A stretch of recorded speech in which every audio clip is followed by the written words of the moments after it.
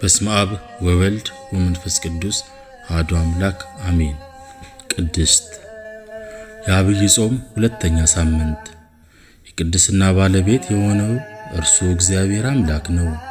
ቅድስናው የተለየ የከበረ የሚመሰገን የሚሰጥ የሚያድል የሚያነጻ የሚባርክ እናም የሚያስተሰርይ ስለሆነ እንከን ጉድለት የሌለበት ምሉ ነው። ለባለሟሎቹ ቢሰጠው የማይጎድል ተካፍሎ የሌለበት ቅድስና ሆኖ እኛም የቅድስና በጸጋ ተካፋይ ሆነናል። የተሰጠንን ቅድስና ገንዘብ እንድናደርግ እና እንድንጠቀምበት ደግሞ በጾም በጸሎት በስግደት በምጽዋት እና በሌሎች በጎ ምግባራት መትጋት ይገባናል። እኔ እግዚአብሔር አምላካችሁ ቅዱስ ነኝና እናንተም ቅዱሳን ሁኑ እንዲል ሊቁ ቅዱስ ያሬድ ለዐቢይ ጾም ሁለተኛ እሁድ ባዘጋጀው ምስጋና አማካኝነት ዕለቱ ቅድስት የሚል ስያሜ ተሰጥቷታል። ትርጉሙም የተለየች የተመረጠች የከበረች ማለት ነው። ቅድስት የሚለው ቃል ዕለቱ ቅድስት ተብሎ የተሰየመበት ምክንያት ስለ ዕለተ ሰንበት እንዲሁም ስለ እግዚአብሔር አምላክ ፍጹም ቅድስና የሚያወሳ በመሆኑ ነው።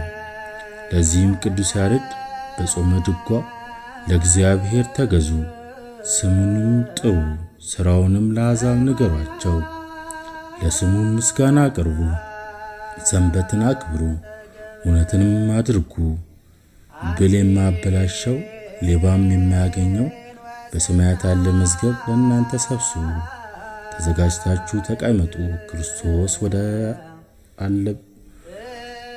ወዳለበት ወደ ላይ አስቡ እንዳለ።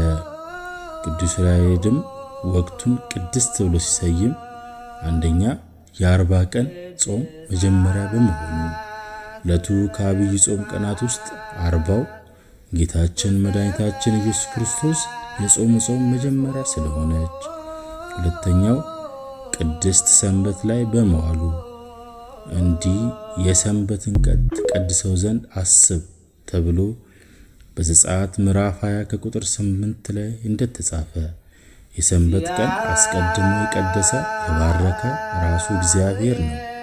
እግዚአብሔር ሰባተኛውን ቀን ባረከው ቀደሰውም፣ እግዚአብሔር ሊያደርገው ከፈጠረው ሥራ ሁሉ በእርሱ አርፏልና እንደሚል መጽሐፍ ዘፍጥረት ምዕራፍ 2 ከቁጥር 3።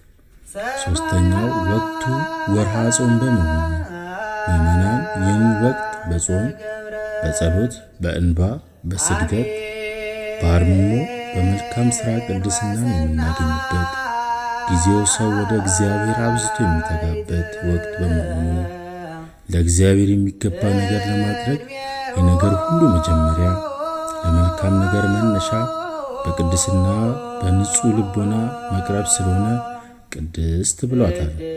ጾም ማለት የጸሎት እናት፣ የትሕትና እህት፣ የእንባ ምንጭ፣ የመልካም ሥራ ሁሉ መጀመሪያ ናት እንዳለው ቅዱስ ያሬድ ጾምን ቀድሱ ጉባኤውንም አውጁ የተባልን የተሰጠንን የጸጋ ቅድስና በእጃችን ላይ መኖሩን አመላካች ነው። መጽሐፈ ኢዩኤል ምዕራፍ 1 ከቁጥር 10 ላይ እንደተጠቀሰ። አራተኛ የወንጌል ትእዛዝ በመሆኑ ዕለቱን ተጠቅሞ ዓለማት አስተምሮበታል። ይህች ዕለት እግዚአብሔር የሠራት ቀን ናት። ሐሴትን እናድርግ በእርሷም ደስ ይለናል። መዝሙር 112 ከቁጥር 24 ላይ መዝሙረ ዳዊት እንደጠቀሰው። ቅዱስ ዮሐንስም በመጽሐፈ ራእይ ከቁጥር 1 ላይ የሰንበትን የጌታ ቀን ስለመሆኑ እንዲህ ይላል፣ በጌታ ቀን በመንፈስ ነበርኩ እንዳለ። በትጋት ጾመን ጸልየን ርስቱን እንድንወርስ የእግዚአብሔር ቸርነት፣ የእመቤታችን የቅድስት ድንግል ማርያም አማላጅነት፣ የቅዱሳን በረከት ይጠብቀን። ወስብሐት ለእግዚአብሔር።